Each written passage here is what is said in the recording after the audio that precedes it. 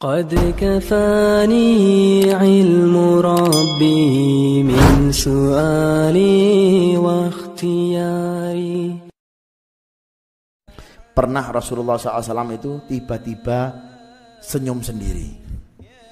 Ya, tiba-tiba apa? Senyum sendiri. Ketika senyum ditanya oleh sahabat, "Ya Rasulullah, apa yang membuat engkau tersenyum?" "Wajahmu ya Rasulullah sungguhlah indah, sungguhlah tampan luar biasa ya Rasulullah." Kemudian ketika dijawab oleh Rasulullah SAW, "Atani Jibril." Barusan Jibril datang kepada aku, wahai sahabatku. "Kaifal khabar ya Rasulullah?" Gimana kabarnya ya Rasulullah? Ini pasti ada sesuatu yang menarik. "Na'am," katanya Rasulullah. "Iya." Wa qala li, dan Jibril berkata kepadaku, "Ya Muhammad, man shalla alaika, barang siapa orang yang bersolawat kepadamu, rafa Allah Ta'ala asra darajat." Orang yang berselawat kepadamu wahai Muhammad, 10 derajatnya diangkat oleh Allah Subhanahu wa Ta'ala. Satu kali ya. Wa maha anhu asra sayiat, dan Allah Ta'ala menghapus 10 kesalahannya. Wa a'tallahu asyra hasanat, dan Allah Ta'ala memberikan kepadanya 10 kebaikan. Sallu ala Nabi Muhammad. Perbanyak sholawat kepada Rasulullah, karena orang yang berbanyak sholawat kepada Rasulullah dijauhkan dari penyakit-penyakit yang akan menimpanya. Amin ya Rabbal. Pertanyaannya, sampean kula ya panjenengan semuanya, berapa kali kita sholawat kepada Rasulullah Sallallahu Alaihi Wasallam sehari semalam ini? Berapa kali sih? Apapun bentuk sholawatnya, 1000 kali. Antum 1 jam 1000 kali sholawat kepada Rasulullah. Beb terlalu banyak. Oke, minimal kalau antum cinta kepada Rasulullah SAW minimal 300 kali sholawat kepada Rasulullah Sallallahu Alaihi Wasallam. Masa nggak bisa? Untuk apa? Pembalasan kita kepada Rasulullah SAW, memuliakan Rasulullah Sallallahu Alaihi Wasallam. Apakah Rasulullah butuh dengan sholawat kita? Nggak butuh.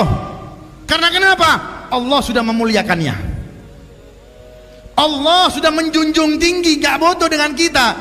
Padahal kalau kita sholawat, ya bentuk kita cinta kita dengan orang Madinah, yaitu Rasulullah Sallallahu Alaihi Wasallam, adalah apa? Yang pertama, dilapangkan hatimu oleh Allah, dijauhkan dari kegundahan dan kekesumpekan orang yang memperbanyak sholawat kepada baginda Nabi Muhammad.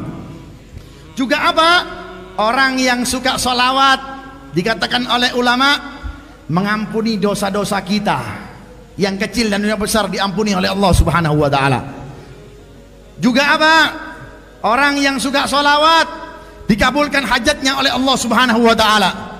Dan masih banyak lagi keutamaan-keutamaan sholawat, bentuk pembalasan kita, cinta kita terhadap baginda Nabi kita Muhammad Sallallahu Alaihi Wasallam. Sallu ala Nabi Muhammad.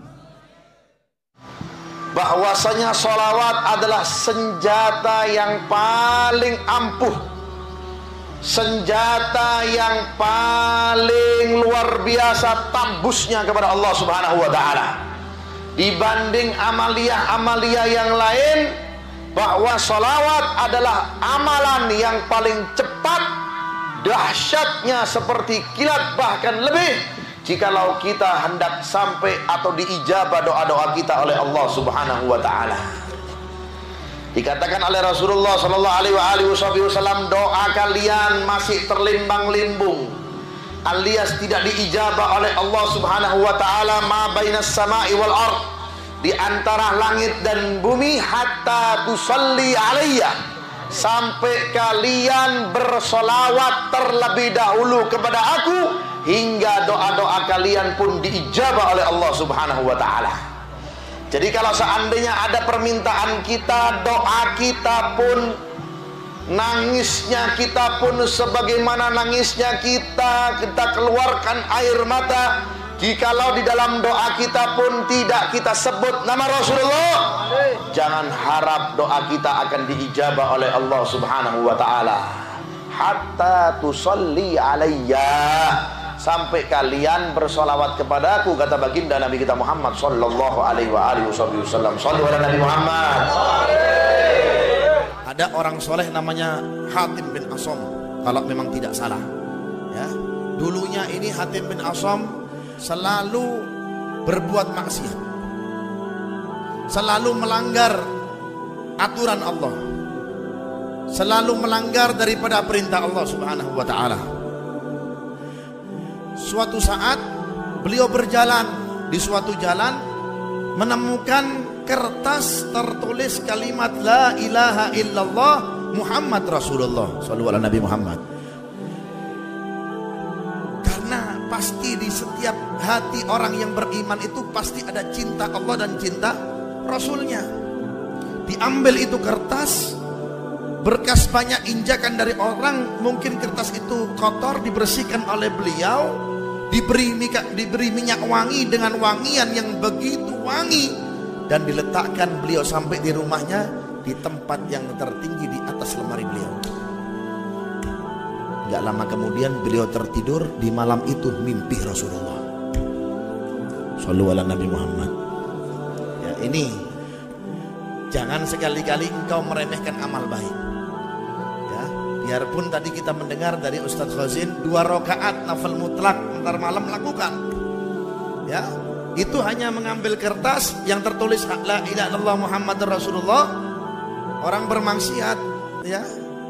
Kemudian beliau wangikan, kemudian diletakkan di atas lemari yang tertinggi.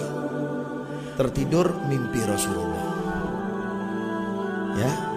Apakah tidak mungkin, apakah sesuatu hal yang mustahil kalau seandainya orang tersebut bisa mimpi Rasulullah, apalagi yang kalian setiap Senin ini datang ke majelis memuliakan Rasulullah, apakah tidak mungkin malam ini datang Rasulullah SAW kepada kita? Mudah-mudahan datang kepada kita, amin. Di malam mimpinya Rasulullah SAW mengatakan kepada Hatim bin Asom, Hatim bin Asom, telah engkau wangikan namaku dan nama Allah, maka dari malam ini aku akan wangikan namamu sampai hari kiamat. Sehingga ketika bangun dari tidurnya, beliau kaget, menangis, taubat, melakukan hal-hal yang diridhoi oleh Allah Ta'ala. Akhirnya menjadi aulia min auliaillah, menjadi orang yang dekat kepada Allah, menjadi orang yang selalu melaksanakan perintah-perintah Allah Subhanahu